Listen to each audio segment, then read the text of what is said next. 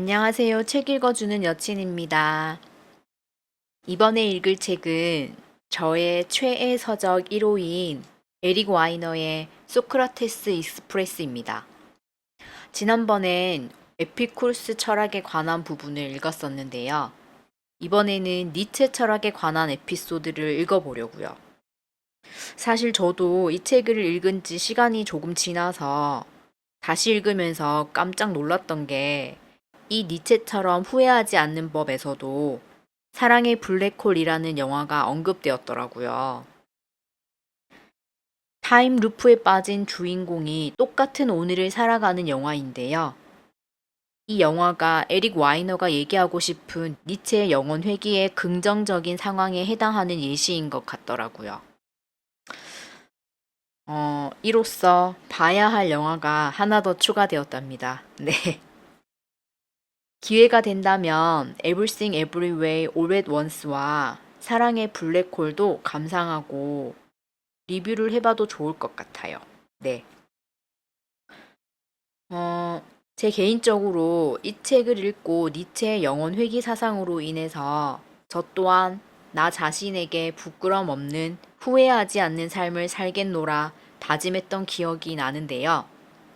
부디 여러분에게도 이 책이 이 니체의 영혼 회귀가 후회하지 않는 멋진 선택의 시작이 되기를 바라봅니다. 오늘 책 속의 한 줄은 한 줄이 아니긴 한데 네, 그냥 읽어보도록 할게요. 네. 길을 걷고 있는데 딸아이가 나를 쳐다보며 물었다. 아빠가 내 진짜 아빠야? 입양한 아이를 둔 부모로서 사랑을 듬뿍 담아 아이의 불안을 달래주는 말을 할 수도 있었다. 하지만 지금도 여전히 이해할 수 없는 어떤 이유로 나는 거침없이 냉담하게 대답했다. 당연하지. 그리고 쏘아붙였다. 그런 걸 왜 물어보는 거야? 상처받은 아이의 두 눈에 눈물이 차올랐다. 내가 다 망쳐버린 것이다. 그 순간을 다시 살 수만 있다면 이번에는 아이의 질문에 사랑을 담아 대답할 텐데. 그럼 읽어보도록 하겠습니다. 재밌게 들어주세요. 니체처럼 후회하지 않는 법. 오후 2시 48분. 스위스 알프스의 어딘가. 스위스 연방철도 921번 열차를 타고 취리히에서 모리츠로 향하는 중. 간이 테이블이 견고하고 만족스러운 딸깍 소리를 내며 고정된다. 나이스. 창밖으로 우뚝 솟은 산봉우리와 에메랄드빛 들판의 하이디스러운 풍경이 펼쳐진다. 나이스. 몇 분 후 이상한 생각이 허락도 없이 내 상념에 무단 침입한다. 이 모든 게 나이스하긴 한데 지나치게 나이스해. 지나치게 나이스하다고? 그게 가능한 건가? 모두가 나이스한 것을 좋아한다. 미국인은 특히 더 그렇다. 우리 미국인은 나이스하단 말을 파프리카처럼 대화 곳곳에 집어넣는다. 가끔은 길게 느려 말하기도 한다. 나이스. 나이스에 충분함이란 없다.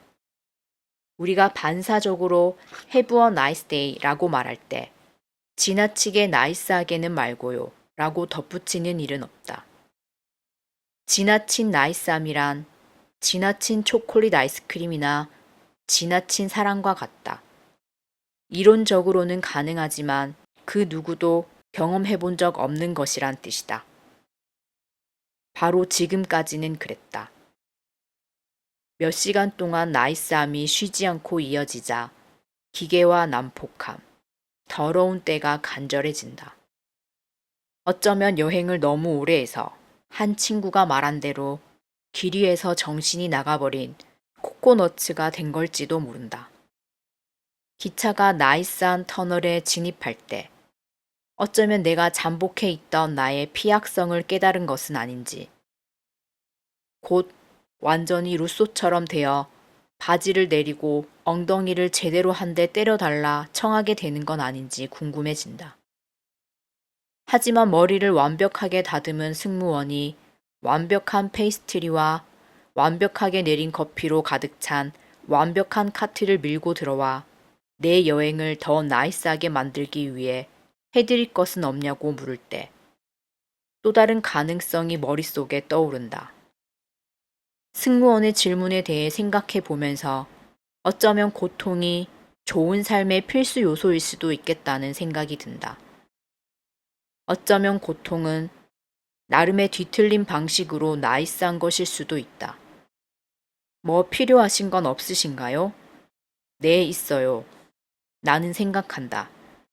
저를 조금만 두드려 패주세요. 더럽고 지저분한 것으로 저를 떡칠해 주세요.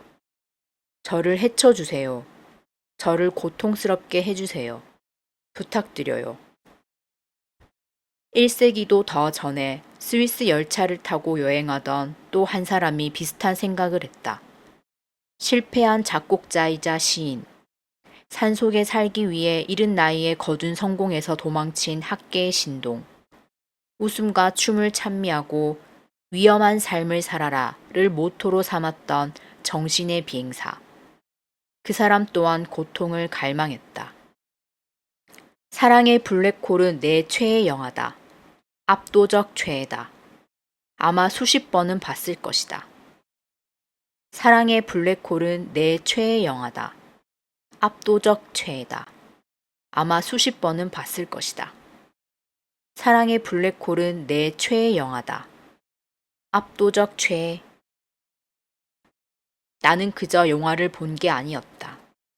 영화와 깊이 교감했고 영화의 에토스를 빨아들였다.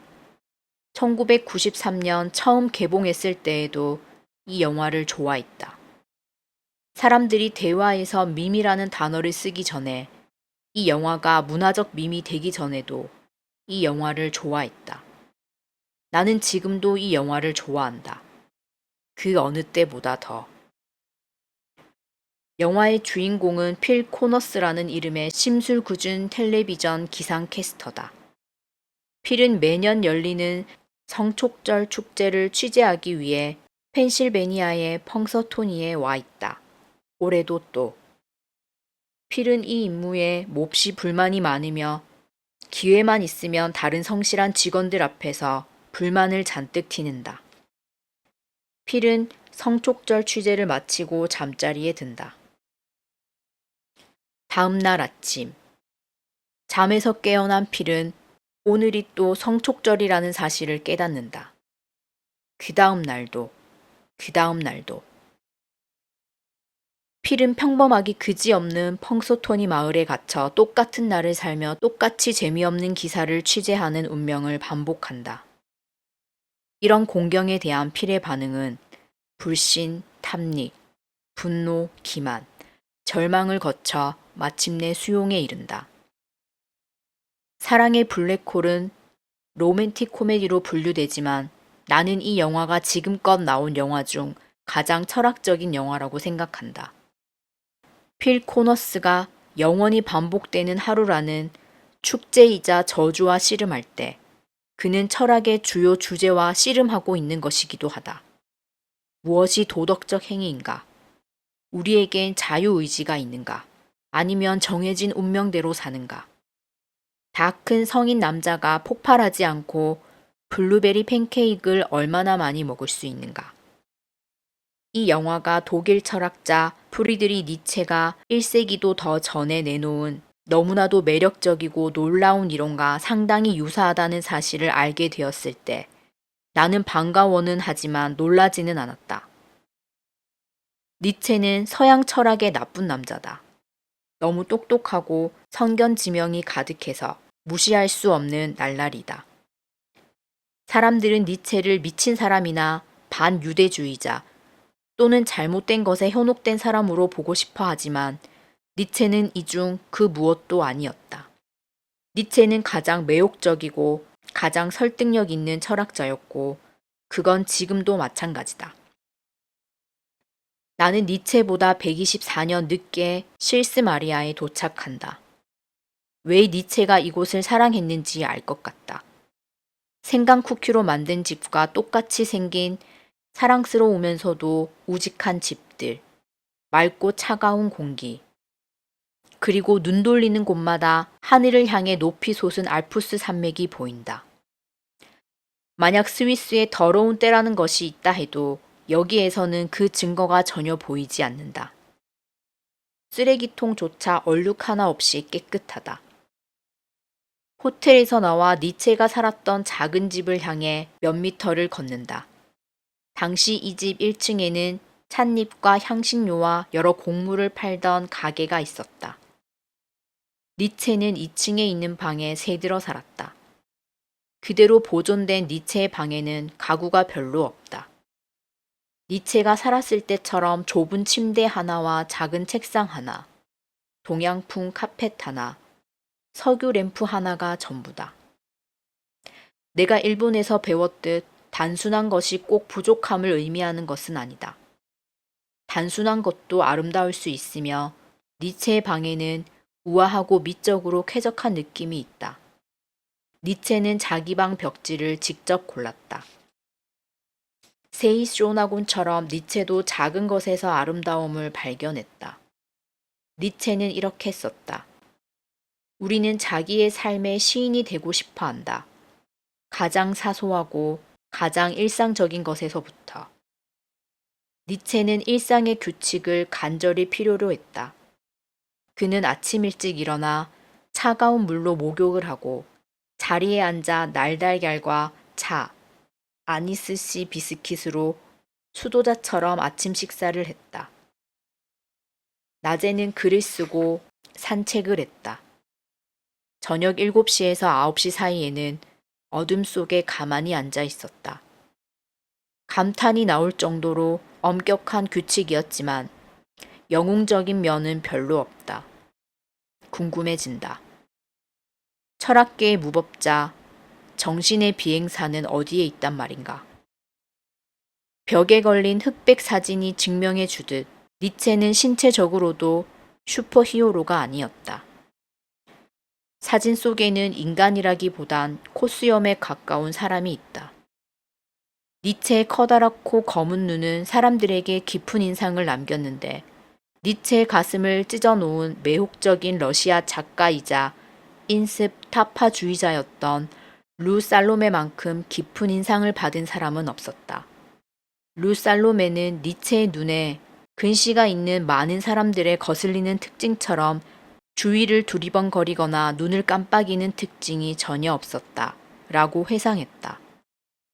그리고 나쁜 시력이 그의 얼굴에 마법과도 같은 특별함을 부여해 주었는데 외부에서 받은 느낌을 나타내는 대신 내면 깊은 곳에서 일어나는 일을 드러냈기 때문이다. 라고 말했다. 비스마르크처럼 덥수룩한 콧수염은 니체가 구축한 알 수 없는 느낌을 더욱 강화했다. 턱수염은 사람들이 니체를 니체가 아닌 사람으로 여기게끔 만들었다.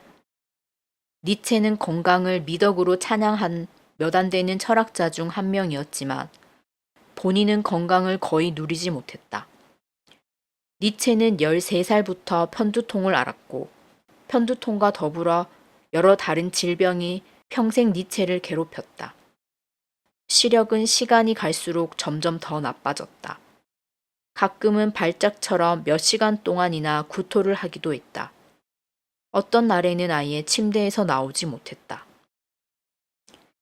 니체는 여러 치료법을 시도해 보았고 다른 면에서는 매우 의심이 많았던 사람치고는 돌팔이에게 너무 쉽게 속아 넘어갔다. 한 의사는 여러 가지의 물을 처방했다. 물도 스프도 채소도 빵도 먹지 말 것. 즉, 의사가 니체의 귓볼에 붙인 거머리를 제외하면 아무것도 하지 말란 뜻이었다. 니체는 죽음의 그림자를 예민하게 느꼈다. 니체의 아버지는 36살에 사망했다. 의사는 뇌연화증 때문이라고 했다. 니체는 비슷한 운명이 자신을 기다리고 있다고 생각했다. 죽음이 곧 임박했다는 말이 니체의 편지 곳곳에 쓰여 있다. 니체의 책들은 살 날이 얼마 남지 않았다고 생각한 사람의 긴박한 문체로 쓰였다. 니체는 거의 초인적이라고 할 수 있을 만큼 많은 책을 썼는데 1872년에서 1889년 사이에 14권의 책을 출간했다. 그리고 예외 없이 모든 책이 거의 팔리지 않았다. 어떤 책은 니체가 직접 인쇄비를 내기도 했다.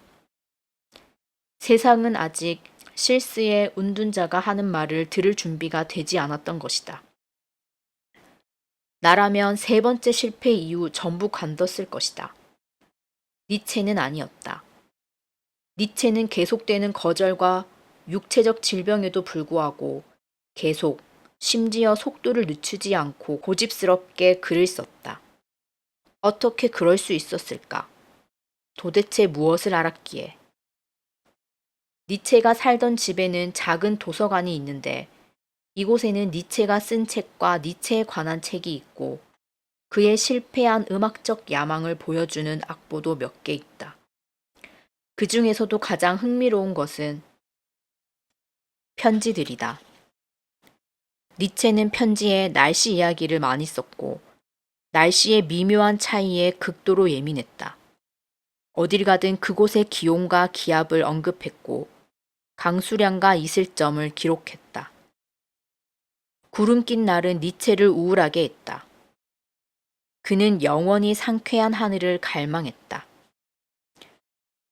그리고 실스 마리아에서 그런 하늘을 찾았다. 만약 어떤 장소가 한 사람의 인생을 구할 수 있다면 실스 마리아는 니체의 삶을 구했다. 물론 니체는 여전히 두통과 소화 불량으로 고생했지만 증세가 한층 약해졌다. 또한 알프스의 맑은 공기가 니체의 신경을 가라앉혔다. 니체는 이곳에서 다시 숨 쉴 수 있었다. 니체는 이곳에서 여러 대담한 발상을 떠올렸다. 여기 실스 마리아에서 신은 죽었다 라며 철학에서 가장 뻔뻔한 주장을 했다. 또한 실스 마리아에서 춤추는 예언자이자 자신의 또 다른 자아, 자기 지혜를 인류와 나누기 위해 산에서 내려온 가상의 페르시아 예언자, 자라투스트라를 만들어냈다. 자신의 가장 위대한 사상이 상상하지 못한 흉폭함으로 니체를 덮친 곳 또한 실스 마리아였다. 1881년 8월이었다. 니체는 평소처럼 인간과 시간에서 6,000피트 떨어진 저편에 있는 실바플라나 호숫가를 산책 중이었다. 눈앞에 피라미드처럼 거대한 바위가 막 나타났을 때 예상치 못한 사상 중의 사상이 떠올랐다.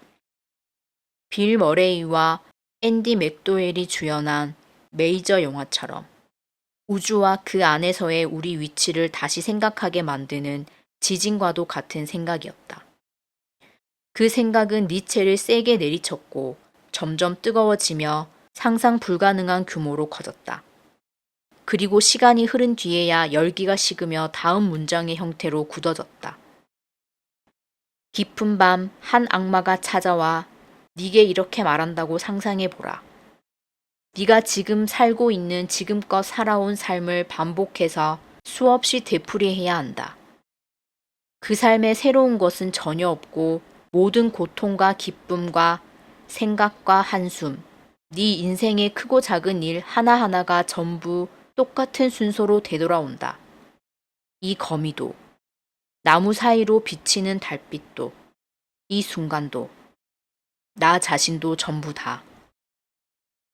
존재의 영원한 모래시계는 끝없이 다시 뒤집힐 것이다. 그 안에 있는 모래알 중 하나인 너 자신도. 니체는 환상을 말하고 있는 게 아니다. 같은 정신이 다른 신체에 돌아오는 것이 아니다. 되풀이에서 돌아오는 것은 지금 그대로의 당신이다. 사랑의 블랙홀 속 필 코너스와는 달리 삶이 반복된다는 사실을 인식하지도 못한다. 필처럼 반복되는 삶을 조금씩 수정해 볼 수도 없다. 전에 있었던 모든 일이 빠짐없이 정확히 똑같이 영원히 반복된다. 전부 다. 심지어 중학교 1학년 시절도. 니체는 이렇게 묻는다. 당신이라면 악마에게 무엇라 말하겠는가? 이를 악물고 이런 말을 한 악마를 저주할 것인가? 아니면 악마 앞에 머리를 조아리고 당신은 신이며 이보다 더 신적인 이야기는 들어본 적이 없습니다. 라고 말할 것인가? 니체는 이 생각에 영원회귀라는 이름을 붙였다. 이 생각은 니체의 마음을 송두리째 사로잡았다.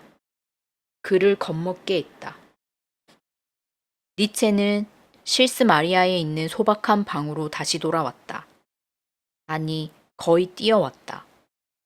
그리고 몇 달간 극심한 두통과 안통에도 불구하고 그 밖에 다른 것은 거의 생각하지 못했다.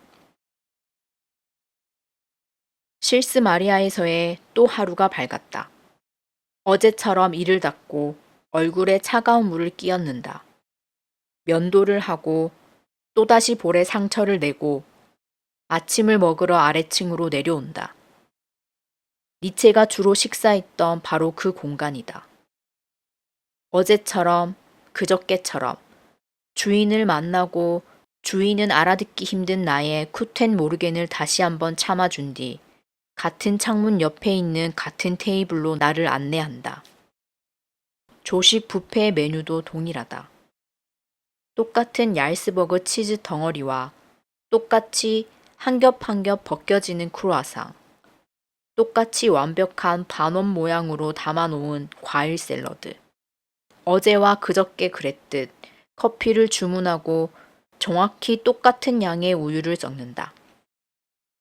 식사를 마치고 자리에서 일어나자 주인이 어제와 그저께 그랬듯 다시 한번 Have a nice day라고 말한다. 나는 네, 하지만 너무 나이스하게 말고요 라고 생각하지만 입 밖으로 말하지는 않는다. 또다시 프론트 데스크를 지나며 어제와 그저께처럼 오늘도 알프스 지방의 전통 복장인 가죽 반바지를 입고 있는 로라에게 인사를 한다.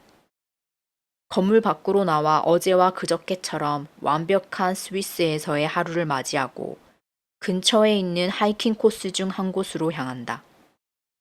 어제 갔던 곳과는 다른 코스이며 사랑의 블랙홀에서 매우 분노한 주인공이 말했듯 다른 것은 좋은 것이다.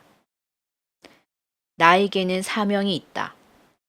신이 주신 사명이 아니라 니체의 춤추는 예언자인 자라투스트라가 내린 사명이다.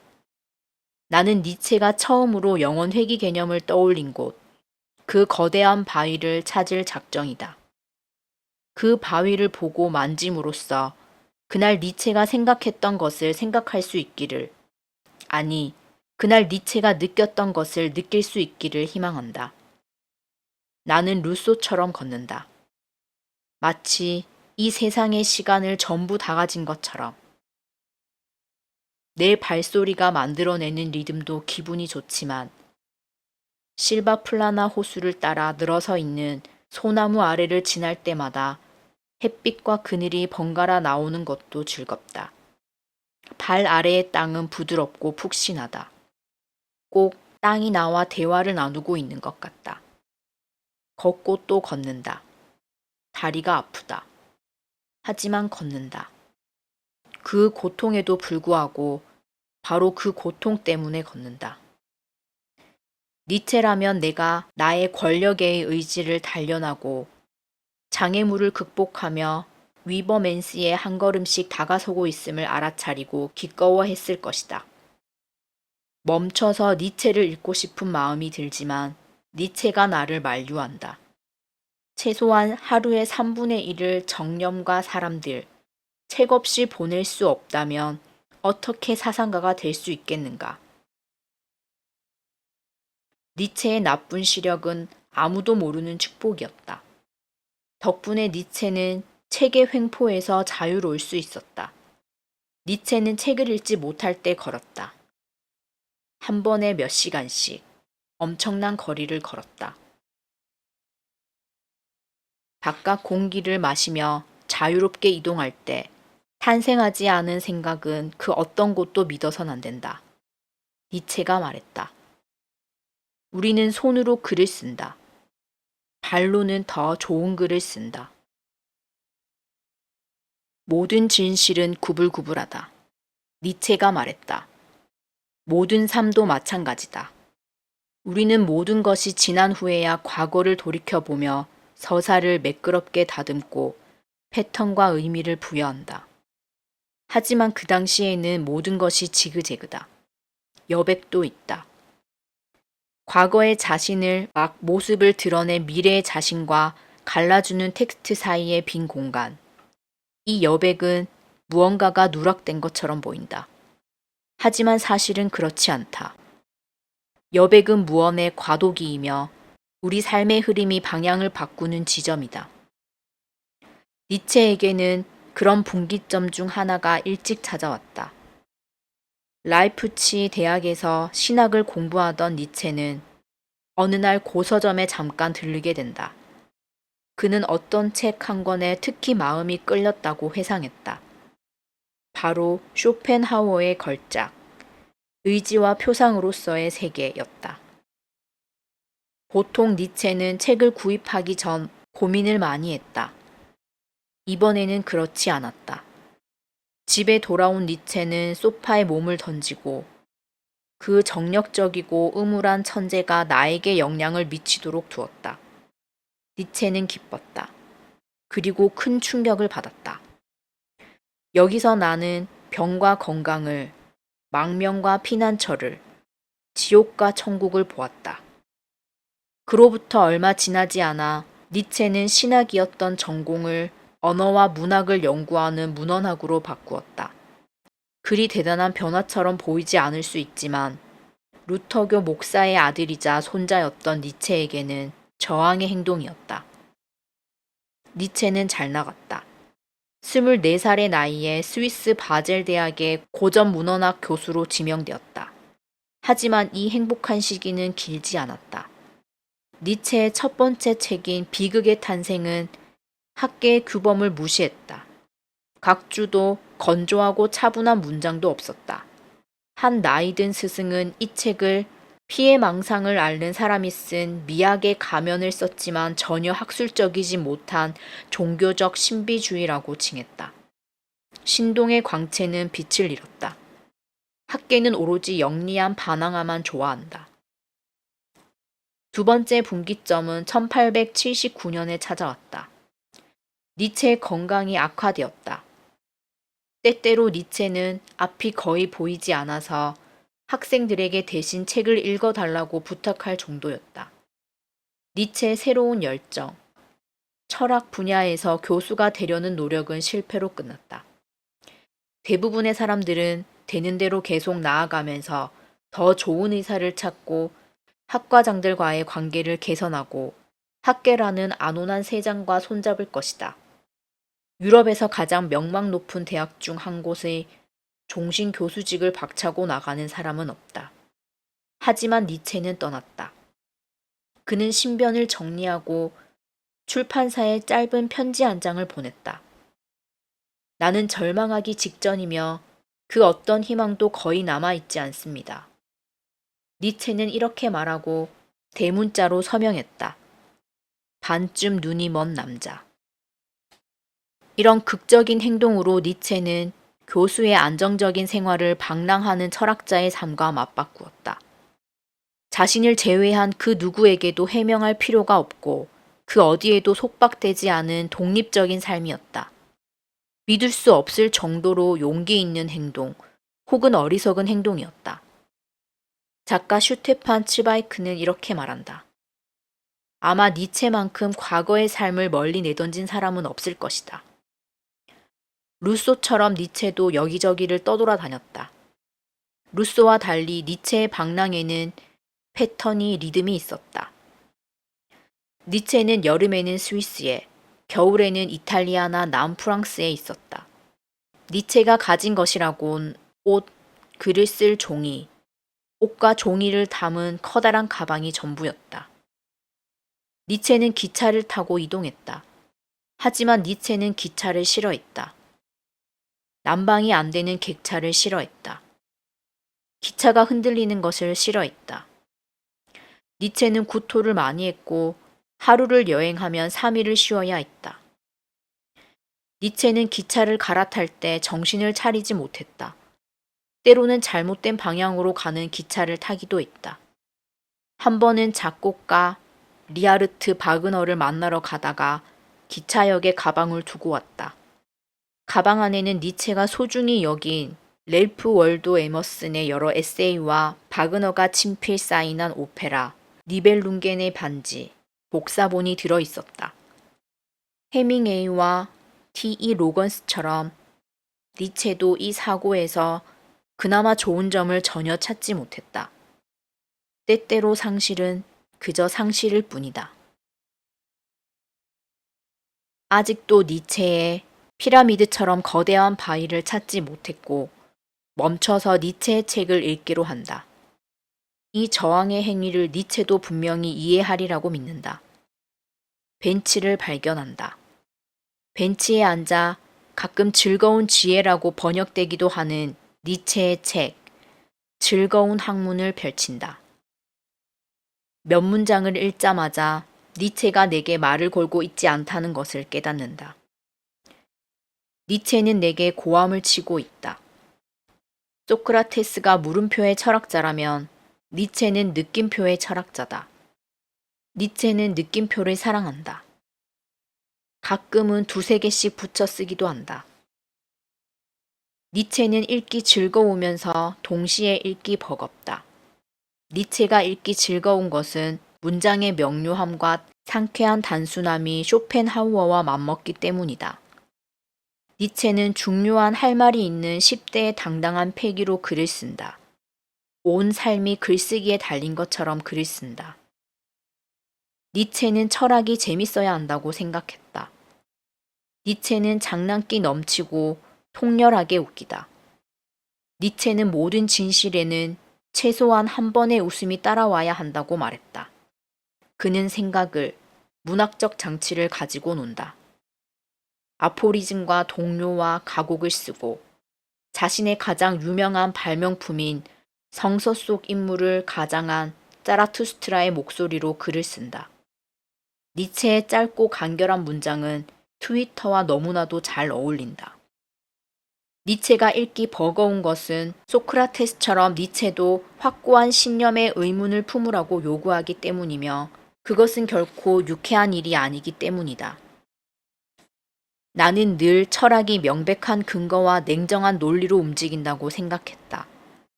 루소가 그러한 믿음에 흠집을 냈다면 니체는 그 믿음을 분쇄해버린다. 충동과 비이성을 조용하게 찬양하는 목소리가 책 속에 스며 있다.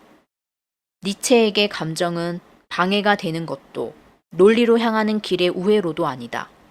감정은 목적지다.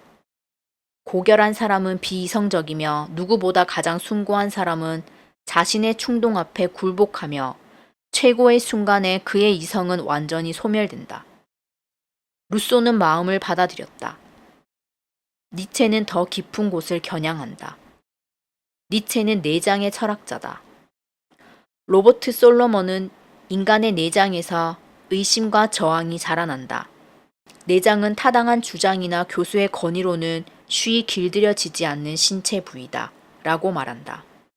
니체는 오로지 추상적이기만 한 생각을 좋아하지 않는다. 니체는 그런 모호한 생각으로는 절대 영감을 주어 행동을 끌어낼 수 없다고 주장했다. 니체는 이렇게 말했다. 우리는 다르게 생각하는 법, 다르게 느끼는 법을 배워야 한다. 니체는 일종의 정서적 공감각 증세를 알았다.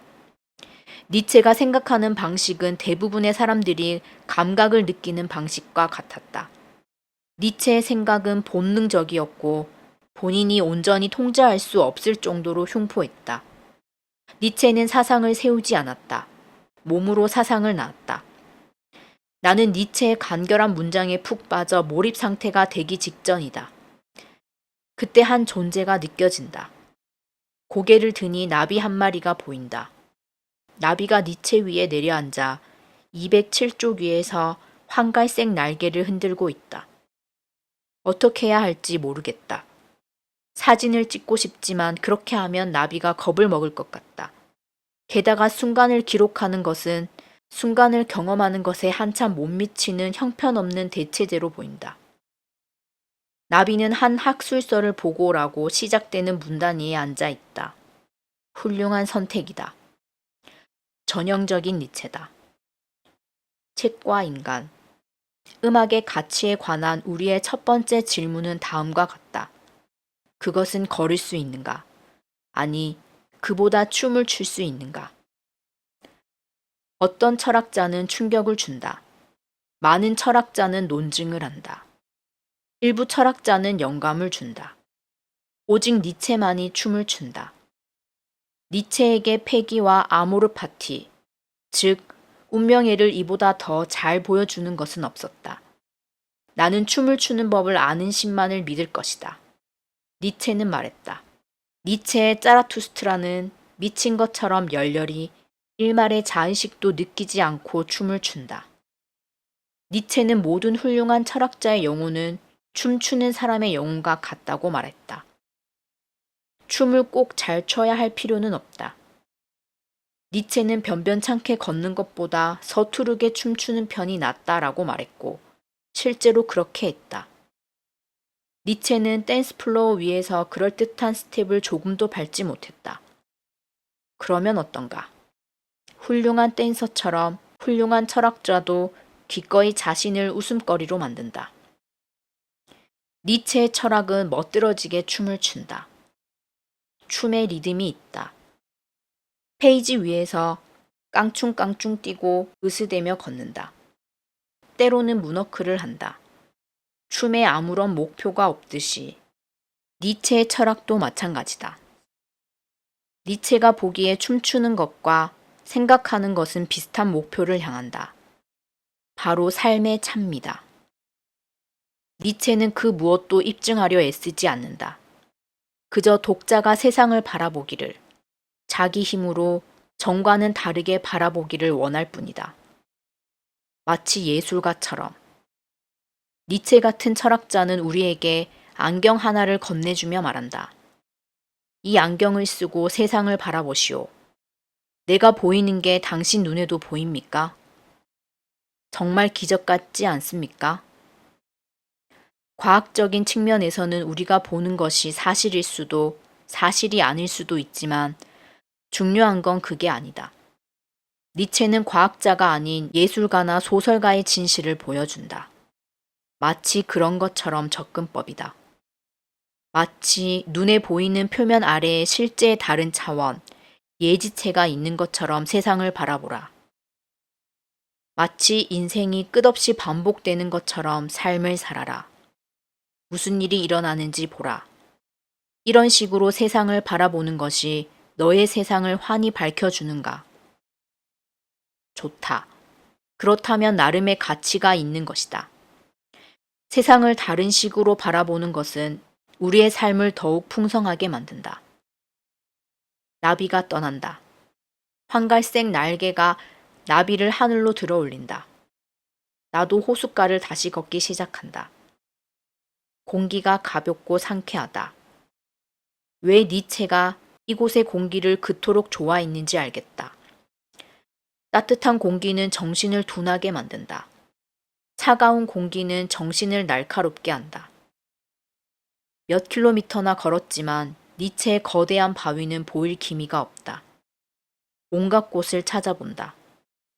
바위가 있어야 할 곳과 없어야 할 곳을 찾아본다. 아무것도 없다. 왔던 길을 2번이나 다시 돌아간다. 같은 길을 되돌아가는 걸 싫어하는데도 여전히 아무것도 없다. 완전히 지쳐서 다 그만두고 싶지만 안 된다. 인내해야 한다. 니체의 권력의 의지가 인내할 것을 요구한다. 니체는 사랑하는 이에게 거부당하고 독자에게 무시당해도 멈추지 않았다. 나도 멈추지 않을 것이다. 우주가 똑같이 반복된다는 주장을 니체가 처음 한 것은 아니었다. 그리스 철학자 피타고라스는 그보다 약 2500년 전에 비슷한 발상을 내놓았고 인도 경전인 베다는 그보다 더 빨랐다. 니체도 분명히 이 사실을 알았을 것이다. 마르쿠스 아우렐리우스처럼 니체 역시 먼 곳까지 두루 살피며 지혜를 찾아 헤맸다. 니체는 그 아이디어를 한 단계 더 끌어올리고자 했다. 니체는 영원 회귀를 신화가 아닌 과학으로 만들고 싶었다. 며칠, 몇 주간 니체는 종이 위에 여러 가능한 증거들을 휘갈겨 썼다. 그중 하나에서 니체는 우주를 한 쌍의 주사위에 비유한다. 나올 수 있는 조합은 한정되어 있고 결국에는 모든 경우의 수가 다 나오게 될 것이다. 틱택톡 게임의 경우 나올 수 있는 경우의 수는 26,830개로 훨씬 더 많다. 큰 숫자이지만 역시 유한하다. 결국 가능한 모든 게임이 다시 반복된다. 체스는 가능한 경우의 수가 10의 120제곱으로 훨씬 더 많다. 아찔한 숫자이지만 여전히 유한하다. 아주 오랜 시간이 걸리겠지만 두 명의 체스 플레이어는 가능한 움직임의 조합을 전부 두게 될 것이고 나올 수 있는 모든 경우의 게임을 마치게 될 것이다. 결국에는 모든 것이 반복된다. 하지만 니체의 믿음은 그저 고대 신화에 근거한 가정, 매력적이지만 수상적인 통계학적 확률일 뿐이었다. 니체에게는 이 내용을 출간해도 되겠다는 자신감이 없었다. 오늘날에도 대부분의 물리학자는 영원 회귀를 과학이 아닌 호구로 여긴다. 하지만 니체는 또 하나의 가능성이 있다고 말한다. 어쩌면 증명은 중요치 않을 수도 있다. 과학적 증거가 부족하다고 영원 회귀가 매력을 잃는 것은 아니다. 니체는 영원한 지옥이라는 기독교 개념을 들며 어떤 가능성을 생각하는 것만으로도 우리는 부서지고 변화할 수 있다고 말한다. 지옥은 실제하지 않을 수도 있지만 지옥이라는 개념은 사람들의 행동 동기가 된다. 영원 회귀를 증명하지 않아도 마치 진짜인 것처럼 행동할 수 있다. 그러고 나서 무슨 일이 일어나는지를 보는 것이다. 로버트 솔로몬의 사례를 보자. 1960년대 솔로몬은 미시간 대학의 불행한 의대 1학년생이었다. 솔로몬은 충동적으로 문학 속의 철학이라는 제목의 강의를 수강했다. 그리고 교수가 니체의 영원 회귀 개념을 소개했을 때 큰 충격을 받았다. 영원 회귀라는 감정과 생각에 회오리 바람을 일으켰다. 회의도 이렇다. 나는 정말로 이 불행한 삶을 영원히 반복해서 살고 싶은가? 솔로몬에게 이 생각은 특히 끔찍한 지옥으로 느꼈다. 수업이 끝난 뒤 솔로몬은 의대를 중퇴하고 철학자의 삶을 추구해 결국에는 세계 최고의 니체 연구자 중 한 명이 되었다. 솔로몬은 한 번도 이 결정을 후회한 적이 없다. 영원 회귀는 사고 실험이다. 실존적 스트레스 테스트다. 인생의 즐거운 순간에 우리는 이 테스트를 쉽게 통과한다. 우리는 기쁜 마음으로 저 아이스크림을 다시 먹고 버저가 울리는 순간 승리를 결정하는 3전 슛을 다시 넣을 것이다. 사랑의 블랙홀에서 빌 머레이가 연기한 필 코너는 펑서토니에서의 고난에 절망에 이렇게 읊조린다. 버진 아일랜드에 간 적이 있었어. 거기서 여자를 만났지. 우린 롭스터를 먹고 피냐 콜라다를 마셨어. 해질녘엔 해달처럼 사랑을 나눴지. 그날은 정말 좋은 하루였어. 그 하루가 반복될 순 없는 거야. 영원 회귀는 그렇게 돌아가지 않는다. 전부냐, 전무냐, 둘 중 하나다. 인생이 하나의 패키지다. 당신의 삶은 정확히 똑같이 반복된다. 니체는 이렇게 말한다. 앞으로도 뒤로도 영원토록 다른 것은 하나도 없다. 편집은 불가능하다. 모든 결함과 지루한 대화가 그대로 들어있는 이 삶을 다시 살아야만 한다. 감독판이다. 니체는 이 시나리오가 당신을 당황시키고 부끄럽게 하리란 걸 안다. 당신이 몇 개 장면은 삭제하고 다른 장면을 집어넣고 컴퓨터로 몇 가지를 더 바꾸고 몸매 좋은 대역 배우를 써서 삶을 수정하고 싶어 하리란 걸 안다. 나는 처음으로 단독 비행을 했던 그날로 돌아가고 싶다. 이번에는 이륙을 시작하기 전에 반드시 문을 닫을 것이다. 그리고 시카고에서의 따뜻했던 어느 저녁으로 돌아갈 수만 있다면 무엇이든 할 것이다. 그때 나는 6살 난 딸과 함께 여행 중이었다. 밤늦은 시간이었다. 딸아이는 졸려있고 아이들이 졸릴 때면 가끔 마음속에 묻어둔 두려움이 모습을 드러낸다. 길을 걷고 있는데 딸아이가 나를 쳐다보며 물었다. 아빠가 내 진짜 아빠야? 입양한 아이를 둔 부모로서 사랑을 듬뿍 담아 이 아이의 불안을 달래주는 말을 할 수도 있었다. 하지만 지금도 여전히 이해할 수 없는 어떤 이유로 나는 거침없이 냉담하게 대답했다. 당연하지. 그리고 쏘아붙였다. 그런 걸 왜 물어보는 거야? 상처받은 아이의 두 눈에 눈물이 차올랐다. 내가 다 망쳐버린 것이다. 그 순간을 다시 살 수만 있다면 이번에는 아이의 질문에 사랑을 담아 대답할 텐데. 아니, 니체는 말한다. 편집은 안 돼. 집중 안 하지? 아주 작은 것 하나하나까지 네 삶의 전부를 받아들이거나 전부 잃거나 둘 중 하나야. 예외는 없어. 니체가 영원 회귀를 가장 무거운 짐이라 칭한 것도 놀라운 일이 아니다. 영원보다 더 무거운 것은 없다. 만약 모든 것이 무한히 되풀이 된다면 인생의 가벼운 순간이나 사소한 순간은 없다. 아무리 보잘것없더라도 모든 순간이 동일한 무게와 질량을 갖는다. 모든 행동은 똑같이 크고 작다. 영원 회귀를 매일 스스로를 돌아보는 기준으로 삼아보라. 당신은 지금 자신이 원하는 삶을 살고 있는가? 정말로 그 데킬라를 다 마시고 영원한 숙취에 시달리고 싶은가? 영원 회귀는 자신의 삶을 무자비하게 검사할 것을 요구한다. 그리고 다음과 같이 질문하게 한다. 영원히 가치 있는 일은 무엇인가? 영원 회귀를 더 잘 이해하는 방법 중 하나는 한 학자가 말한 결혼 테스트를 해보는 것이다. 긴 결혼 생활 끝에 막 이혼을 마쳤다고 상상해보라. 지금 아는 것을 알고 있다면 전 파트너의 청혼에 다시 네라고 답할 것인가? 이것도 괜찮은 테스트지만 다른 테스트를 만들어 보았다. 바로 10대 테스트다. 나는 집에서 딸아이와 저녁을 먹고 있었다. 과학 숙제와 축구 연습 일정에 관해 이야기하다가 딸아이에게 니체의 영혼 회귀 개념을 설명해 주었다. 아이는 뭐라고 생각할까? 기꺼이 받아들일까? 소냐는 좋아하는 것과 싫어하는 것이 분명한 아이이며 니체의 영혼 회귀 개념을 싫어한다. 아이는 영혼 회귀가 소시오패스의 아이디어라고 단언했다.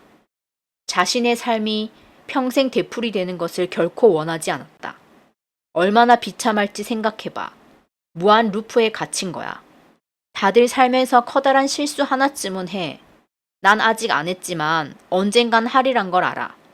그 실수를 계속 반복한다고 생각해봐. 아니면 도끼 살인마한테 살해된다고 상상해봐. 그걸 계속 반복하고 싶어? 만약에 암에 걸리면? 그걸 되풀이하고 싶어? 일리 있는 말이야. 나는 이렇게 말하고 니체를 변호하기 시작했다. 하지만 인생에는 좋은 것들도 있잖아. 콘서트나 친구들이나 치킨 같은 것. 그런 좋은 것들이 나쁜 일을 보상해 주진 않아? 응. 아이가 조금도 주저하지 않고 말했다. 그 누구의 삶도 그만큼 좋지는 않아. 내 삶의 어떤 것도 내게 일어날 수 있는 나쁜 일들을 되풀이하고 싶게 만들진 못해. 나는 내게 익숙하지 않은 상태, 즉 침묵에 빠졌다. 아이의 말을 받아치지 못했다. 실제로 삶의 나쁜 순간들은 좋은 순간들보다 더 무거운 것으로 보인다. 항암 치료의 고통과 비교하면 초콜릿 아이스크림이 주는 기쁨은 별게 아니다. 혹시 니체는 소냐가 모르는 무언가를 알고 있는 걸까? 완전 쇼펜하우어처럼 되어 우리가 가능한 최악의 세계에 살고 있다고 결론 내릴 만한 사람이 있다면 그건 바로 프리드리 니체였다. 하지만 니체는 힘들고 너무 짧았던 자기 삶의 끝을 향해 다가가면서 인생 전체에 감사하다고 공표하고 쾌활한 디카포를 덧붙인다. 다시 한번. 고통은 피할 수 없는 것이다. 하지만 어떻게 무엇을 고통스러워하는가는 우리 생각보다 더 중요하다. 우리는 니체가 말한 본질적인 고통을 경험하는가 아니면 다른 것, 그에 미치지 못하는 것을 경험하는가? 우리는 그저 고통을 참아내고 있나 아니면 고통을 그 자체로 소중히 여기는가? 니체는 마조이스트가 아니었다. 니체는 고통을 좋은 삶의 구성 요소로 배움의 수단으로 여겼다. 오로지 고통만이 지식으로 이어진다. 니체는 말했다. 고통은 청하지 않았지만 반드시 답해야 하는 부름이다. 우리는 자신을 마비시킴으로써 그 부름에 답하는가 아니면 쇼펜하우의 제안처럼 예술과 금욕으로 숨어드는가 아니면 우리는 이 세상에 더욱 깊이 심지어 맹목적으로 참여함으로써 고통에 답하는가. 니체는 이 마지막 선택지를 와인과 연극과 삶을 사랑한 그리스 신의 이름을 따서 디오니소스적 방식이라고 칭했다. 니체는 말했다. 나는 반드시 필요한 것을 아름다운 것으로 보는 법을 앞으로 더욱더 배우고 싶다. 그렇게 나는 세상을 아름답게 만드는 사람이 될 것이다. 고통에도 불구하고 인생을 사랑하지 말라고, 바로 고통으로 말미암아 인생을 사랑하라고 니체는 말한다. 니체는 1883년 여동생에게 다음과 같은 편지를 쓴다. 나는 여기서 니체가 고통이 인생에서 맡은 역할을 가장 솔직하게 설명했다고 생각한다. 내가 겪은 그 끔찍한 신체적 고통의 의미는 그 고통 덕분에 내 업적에 대한 거짓일 뿐만 아니라 너무나도 수준 낮은 평가에서 떨어져 나올 수 있었다는 데 있다. 나에게 다시 나를 상기시키기 위해서는 그런 수단이 필요했다. 이것은 가장 높은 수준의 자기 극복행위다. 나에게 다시 나를 상기시킨다라는 표현이 특히 마음에 든다. 니체는 의미를 찾기 위해 자기 바깥을 바라볼 필요가 없다고 말한다. 자기 내면을 들여다볼 필요도 없다. 올려다보라. 진정한 자신은 당신의 내면 깊숙한 곳에 감춰져 있는 것이 아니라 헤아릴 수 없을 만큼 높은 곳에, 그게 어디든 당신이 평소 나라고 여긴 것보다 훨씬 높은 곳에 있다. 영원 회귀는 우리의 환상을 벗겨내고 우리의 성취가 거짓임을 드러낸다.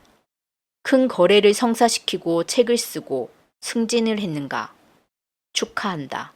하지만 이제 그 모든 것이 사라지고 다시 처음부터 시작해야만 한다. 몇 번이고 처음부터 다시, 영원히. 우리는 모두 시시포스다. 신이 내린 형벌로 영원히 바위를 산 꼭대기로 밀어 올렸다가 그 바위가 다시 굴러 내려가는 모습을 지켜봐야 했던 가여운 그리스 신화 속 인물. 뉴저지 몽클레어의 발코니와 친구 제니퍼의 질문을 다시 생각해본다. 성공은 어떤 모습이야? 나는 니체가 이 질문에 어떻게 답할지 안다. 성공의 모습은 자기 운명을 철저하게 받아들이는 것이다. 성공의 모습은 시시포스의 행복이다. 다른 많은 철학자들처럼 니체도 지혜를 직접 실천하는 것보다 널리 알리는 데 더 능했다. 니체는 제때 죽어라 라고 말했지만 자신은 그러지 못했다. 니체는 너무 일찍 그리고 너무 늦게 죽었다. 1889년 이탈리아의 토리노에서 니체는 한 마부가 말에게 채찍을 휘두르는 것을 보았다. 니체는 말에게 달려가 말을 끌어안고 그대로 쓰러졌다. 의식을 잃기 전 니체가 마지막으로 한 행동은 다른 존재의 고통을 덜어주려는 시도였다. 의식을 되찾았을 때 니체는 더 이상 제정신이 아니었다. 편지에 자신이 디오니소스라고 설명했고 본인이 신이라고 주장했다. 이를 염려한 친구들의 도움으로 니체는 고향 독일로 되돌아왔다. 매독으로 추정되는 병 때문에 정상적인 생활을 할 수 없었던 니체는 겨우 44살이었음에도 더 이상 한 글자도 쓰지 못했다. 그로부터 10년 동안 가족들이 니체를 돌봤다. 처음에는 어머니가 돌아가신 후엔 여동생이 아무 말도 못하는 상태였지만 니체의 유명세는 해가 갈수록 더 커졌다. 슬프게도 여러 사진 속에 영원히 박제된 니체는 이 시기에 병들고 망가진 니체이며 야심 넘치는 반유대주의자였던 동생에게 이용당한 것도 이때다. 여동생은 니체의 유산을 오용했고 이는 히틀러가 니체를 자기 입맛대로 받아들이는 결과로 이어졌다. 정신을 잃고 쓰러질 당시 니체는 모든 가치의 재평가라는 제목의 책을 집필 중이었다. 투박한 제목이지만 심오한 생각을 담고 있었던 이 책은 만약 니체가 끝까지 완성했었더라면 영혼 회귀에 관해 중요한 통찰을 제공했을지도 모른다. 만약 우리의 삶이 실제로 되풀이 된다면 우리는 무엇을 통제할 수 있는가? 니체는 우리가 통제할 수 있는 것은 행동이 아니라 태도라고 생각했다. 니체 철학의 핵심은 완벽한 불확실성의 세계에서 자신의 방향성을 바꾸려는 시도가 있었다. 보통 우리는 불확실성에서 도망쳐 확실성을 향해 달려간다. 니체는 그것이 불변의 사실이 아니라고 말한다. 그것은 가치이며 우리가 가치를 부여하는 모든 것은 재평가가 가능하다. 우리는 확실성이 아닌 정반대에서 즐거움을 찾기로 선택할 수 있다. 일단 이렇게 하면 삶은 꽤나 다르게 느껴진다.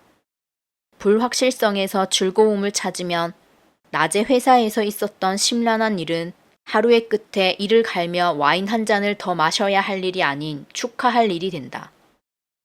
불확실성에서 즐거움을 찾으면 질병마저도 신체적 고통이 계속될지라도 더 이상 두렵지 않다. 이러한 관점의 변화는 미묘하지만 그 영향력이 엄청나다. 세상이 전과 달라 보인다. 니체 또한 이러한 방향 전환이 쉽지 않음을 인정하지만 불가능한 일은 아니다. 게다가 지금까지 아무도 생각하지 못한 가능성을 탐험하는 것이 바로 철학이 아니고 무엇이겠는가. 나의 산책은 실패로 끝난다.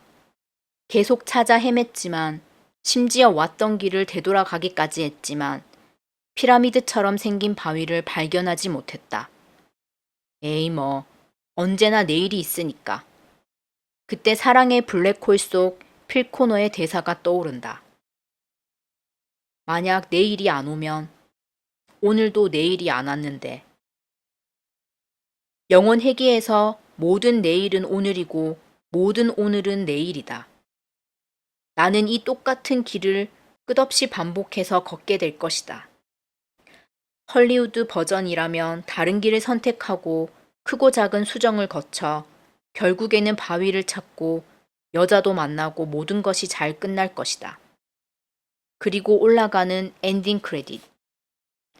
니체 버전의 영혼 회귀에는 그런 해피엔딩은 없다. 나는 한치의 벗어남 없이 똑같은 길을 걷고 또 걸을 것이다. 똑같은 벤치에 앉아 똑같은 나비를 만날 것이고 니체의 바위를 찾아 헤매이지만 결국 찾지는 못할 것이다. 매번 영원히. 이 끝없는 실패를 받아들일 수 있는가? 니체는 묻는다. 아니, 받아들이는 것을 넘어 기꺼이 끌어안을 수 있는가? 사랑할 수 있겠는가? 바위를 찾지 못한 것에 대해서라면 물론 그럴 수 있죠. 프리드리히. 하지만 인생에서 더 실망스러웠던 일, 예를 들면 망친 면접과 서투른 부모 노릇, 변덕스러운 친구들에 관해서라면 나도 잘 모르겠다. 체념할 수는 있다. 어쩌면 받아들일 수도 있다. 하지만 사랑하라고? 그건 지나친 요구다. 아직 거기까진 가지 못했다. 어쩌면 온 우주와 내가 얼마나 많이 되풀이되든 상관없이 거기까진 영원히 못 갈 수도 있다. 사랑의 블랙홀이 코미디인 이유가 있다.